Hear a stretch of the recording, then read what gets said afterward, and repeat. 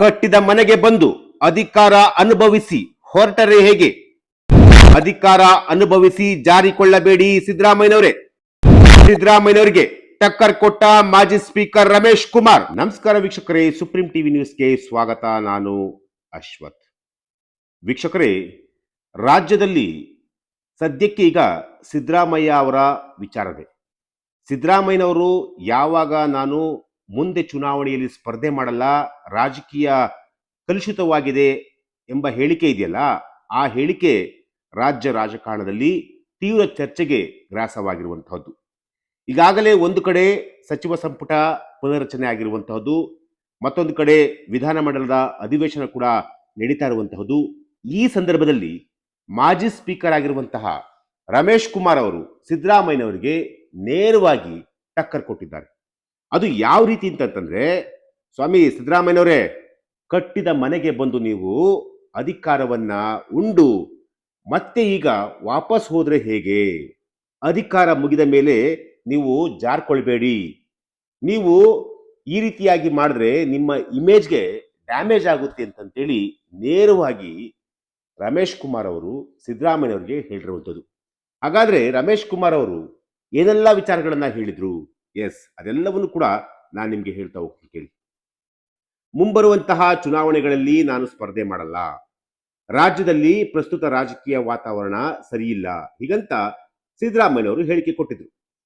ಕಾಂಗ್ರೆಸ್ ಪಕ್ಷದ ಅಂಗಳದಲ್ಲಿ ಈ ವಿಚಾರ ಇದೆಯಲ್ಲ, ತೀವ್ರ ವಿರೋಧ ಹಾಗೂ ಆಕ್ಷೇಪ ಕೂಡ ವ್ಯಕ್ತವಾಗಿತ್ತು. ಅಂದ್ರೆ ಅದು ಯಾವ ಮಟ್ಟಿಗೆ ಅಂತಂತಂದ್ರೆ, ಮಾಜಿ ಸ್ಪೀಕರ್ ಹಾಗೂ ಕಾಂಗ್ರೆಸ್ನ ಪಕ್ಷದ ಹಿರಿಯ ಧುರೀಣ KR ರಮೇಶ್ ಕುಮಾರ್ ಅವರು ಸಿದ್ದರಾಮಯ್ಯ ಅವರ ನೇರ ಈ ಒಂದು ನಡೆಯನ್ನ ಮುಕ್ತವಾಗಿ ಖಂಡಿಸಿದ್ರು. ಅದು ನೇರವಾಗಿ, ಅತ್ಯಂತ ವಿಡಂಬನಾತ್ಮಕವಾಗಿ ಸಿದ್ದರಾಮಯ್ಯ ಅವರ ಮೇಲೆ ಚಾಟಿ ಕೂಡ ಬೀಸಿದ್ದಾರೆ.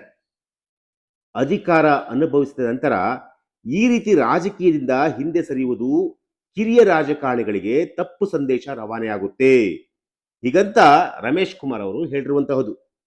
ಕಟ್ಟಿದ ಮನೆಗೆ ಬಂದು ಅಧಿಕಾರವನ್ನ ಅನುಭವಿಸಿದ್ರಿ, ಅಧಿಕಾರವನ್ನ ಅನುಭವಿಸಿ ಈಗ ಓಡಿ ಹೋಗಬಾರ್ದು. ಸಿದ್ದರಾಮಯ್ಯ ಅವರ ನಿಲುವಿನ ಬಗ್ಗೆ ಮಾಧ್ಯಮಗಳೊಂದಿಗೆ ರಮೇಶ್ ಕುಮಾರ್ ಅವರು ನೇರವಾಗಿ ಮಾತನಾಡಿದ್ದಾರೆ. ಸಿದ್ದರಾಮಯ್ಯನವರು ಒಂದನ್ನ ಚೆನ್ನಾಗಿ ಅರ್ಥ ಮಾಡಿಕೊಳ್ಬೇಕು. ಕಾಂಗ್ರೆಸ್ ಎನ್ನುವುದು ದಶಕಗಳಿಂದ ಸಿದ್ಧಗೊಂಡಿದ್ದ ಒಂದು ಕಟ್ಟಿದ ಮನೆ. ಆ ಮನೆಗೆ ಬಂದು ಕುಳಿತು ಅವರು ಬರೋಬ್ಬರಿ 8 ವರ್ಷಗಳ ಕಾಲ ಮುಖ್ಯಮಂತ್ರಿಯಾಗಿ ಸರ್ವ ಅಧಿಕಾರವನ್ನ ಅನುಭವಿಸಿದ್ದಾರೆ. ಪಕ್ಷ ಅವರಿಗೆ ಉನ್ನತ ಸ್ಥಾನಮಾನ ನೀಡಿದೆ. ಈಗ ಅಧಿಕಾರ ಅನುಭವಿಸಿದ ಮೇಲೆ ರಾಜ್ಯದಲ್ಲಿ ವಾತಾವರಣ ಸರಿಯಿಲ್ಲ, ನಾನು ಮುಂದಿನ ಚುನಾವಣೆಗೆ ಸ್ಪರ್ಧೆ ಮಾಡಲ್ಲ, ಈ ರೀತಿಯಾಗಿ ಸ್ಟೇಟ್ಮೆಂಟ್ ಅನ್ನ ಕೊಟ್ಬಿಟ್ಟು ಕೈ ಚೆಲ್ಲಿ ಕುಳಿತುಕೊಳ್ಳುವುದು ಎಷ್ಟರ ಮಟ್ಟಿಗೆ ಸರಿ? ಇದು ರಾಜಕೀಯ ಧರ್ಮವಲ್ಲ, ಹೀಗಂತ ನೇರವಾಗಿ ಸಿದ್ದರಾಮಯ್ಯನವರಿಗೆ ತಿರುಗೇಟನ್ನು ಕೊಟ್ಟಿರುವಂಥದ್ದು. ನೀವು ಕಿರಿಯರಿಗೆ ಮಾರ್ಗದರ್ಶಕರಾಗಿ ಕೆಲಸ ಮಾಡಬೇಕು, ಮಾರ್ಗದರ್ಶಕರಾಗಿ ನಿಲ್ಲಬೇಕಾದಂತಹ ಜವಾಬ್ದಾರಿ ನಿಮ್ಮದು ಕಣ್ರಿ ಸಿದ್ದರಾಮಯ್ಯನವರೇ. ಅದನ್ನ ಬಿಟ್ಟು ನೀವು ನಾನು ಸ್ಪರ್ಧೆ ಮಾಡಲ್ಲ, ನಾನು ರಾಜಕೀಯ ಕಲುಷಿತವಾಗಿದೆ ಅಂತೇಳಿ ಜಾರಿಕೊಳ್ಳೋದು ಎಷ್ಟರ ಮಟ್ಟಿಗೆ ಸರಿ?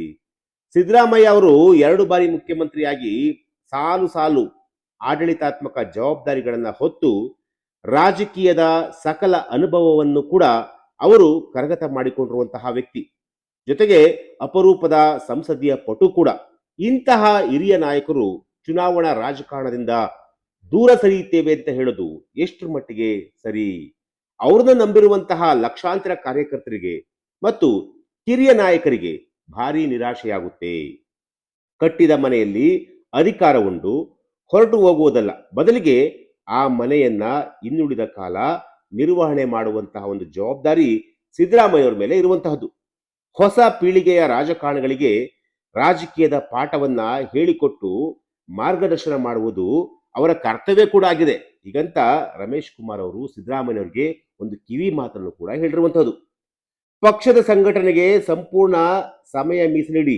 ರಾಜ್ಯದಲ್ಲಿ ಪರಿಸ್ಥಿತಿ ಸರಿಯಿಲ್ಲ ಎಂದಾದರೆ ಅದನ್ನ ನೀವು ಸರಿಪಡಿಸುವಂತಹ ಒಂದು ಜವಾಬ್ದಾರಿ ನಿಮಗೆ, ಅಂದ್ರೆ ಅನುಭವಸ್ಥ ನಾಯಕರಾಗಿರುವಂತಹ ನಿಮಗೆ ಅದು ನಿಮ್ಮ ಮೇಲಿರುತ್ತೆ.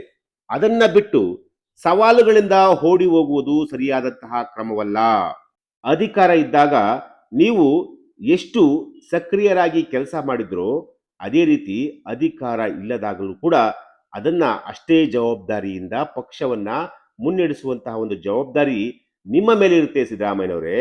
ನೀವು ಅದನ್ನ ಬಿಟ್ಟು ಪ್ರಸ್ತುತ ರಾಜಕೀಯದ ಬಗ್ಗೆ ರಾಜಕೀಯ ಸರಿ ಇಲ್ಲ, ರಾಜಕೀಯ ಕಂಪ್ಲೀಟ್ ಹಾಳಾಗೋಗಿದೆ, ಕಲುಷಿತವಾಗಿದೆ ಅಂತ ಹೇಳಿಕೆಯನ್ನು ಕೊಟ್ಟು ನೀವು ತಪ್ಪಿಸ್ಕೊಳ್ಳೋದು ಸರಿಯಲ್ಲ. ಈ ರೀತಿಯಾದಂತಹ ಹೇಳಿಕೆ ಇದೆಯಲ್ಲ, ಈ ರೀತಿಯಾದಂತಹ ಹೇಳಿಕೆಗಳು ಪಕ್ಷದ ಆಂತರಿಕ ವಲಯದಲ್ಲಿ ಸಾಕಷ್ಟು ಗೊಂದಲವನ್ನ ಸೃಷ್ಟಿ ಮಾಡುತ್ತೆ. ಸೊ ಇದನ್ನ ನೀವು ಯಾವುದೇ ಕಾರಣಕ್ಕೂ ಕೂಡ ಮಾಡಬೇಡಿ ಸಿದ್ದರಾಮಯ್ಯನವರು ಅಂತೇಳಿ ನೇರವಾಗಿ ರಮೇಶ್ ಕುಮಾರ್ ಅವರು ಎಚ್ಚರಿಕೆಯನ್ನು ಕೊಟ್ಟಿದ್ದಾರೆ. ಜೊತೆಗೆ ರಮೇಶ್ ಕುಮಾರ್ ಅವರ ಈ ಖಡಕ್ ಮತ್ತು ವ್ಯಂಗ್ಯದ ಹೇಳಿಕೆ ಇದೆಯಲ್ಲ, ಈಗ ರಾಜ್ಯ ರಾಜಕಾರಣದಲ್ಲಿ ಅದರಲ್ಲೂ ಕೂಡ ಕಾಂಗ್ರೆಸ್ ಅಂಗಳದಲ್ಲಿ ಭಾರಿ ಸಂಚಲನವನ್ನ ಮೂಡಿಸ್ತಾ ಇರುವಂತಹದ್ದು. ಎಸ್, ಇದು ಈಗ ರಮೇಶ್ ಕುಮಾರ್ ಅವರ ಹೇಳಿಕೆ, ಮಾಜಿ ಸ್ಪೀಕರ್ ಆಗಿರುವಂತಹ ರಮೇಶ್ ಕುಮಾರ್ ಅವರ ಹೇಳಿಕೆ ಇದೆಯಲ್ಲ, ಇವರ ಹೇಳಿಕೆ ಈಗ ರಾಜ್ಯ ರಾಜಕಾರಣದಲ್ಲಿ ಒಂದಷ್ಟು ಹಲ್ಲೋಲ ಕಲ್ಲೋಲ ಸೃಷ್ಟಿಯಾದ್ರೂ ಕೂಡ ತಪ್ಪಿಲ್ಲ. ಯಾಕೆಂತಂದ್ರೆ ಸಿದ್ದರಾಮಯ್ಯನವ್ರನ್ನ ನೇರವಾಗಿ ಇವರು ತರಾಟೆಗೆ ತೆಗೆದುಕೊಂಡಿದ್ದಾರೆ.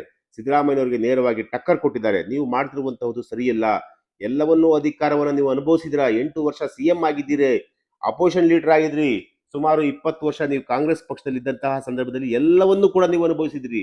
ಈಗ ಎಲ್ಲವನ್ನು ಅನುಭವಿಸಿದ ಮೇಲೆ ರಾಜಕೀಯ ಕಲುಷಿತವಾಗಿದೆ ಅಂತ ಹೇಳೋದು ಹಿರಿಯರಿಗೆ ಯಾವ ರೀತಿಯಾದಂತಹ ಸಂದೇಶವನ್ನು ಕೊಡುತ್ತೆ. ಇದನ್ನ ನೀವು ಯಾವುದೇ ಕಾರಣಕ್ಕೂ ಮಾಡಬೇಡಿ ಅಂತೇಳಿ ರಮೇಶ್ ಕುಮಾರ್ ಅವರು ಸಿದ್ದರಾಮಯ್ಯವ್ರಿಗೆ ಹೇಳಿರುವಂಥದ್ದು. ಎಸ್, ಇದು ಇವತ್ತಿನ ಒಂದು ವಿಚಾರ. ನಾಳೆ ಮತ್ತೊಂದು ವಿಚಾರದೊಂದಿಗೆ ನಾನು ನಿಮ್ಮನ್ನ ಭೇಟಿ ಆಗ್ತೀನಿ. ನಿರಂತರ ಸುದ್ದಿಗಾಗಿ ನೋಡ್ತಾ ಇರಿ Supreme TV News. Thank you.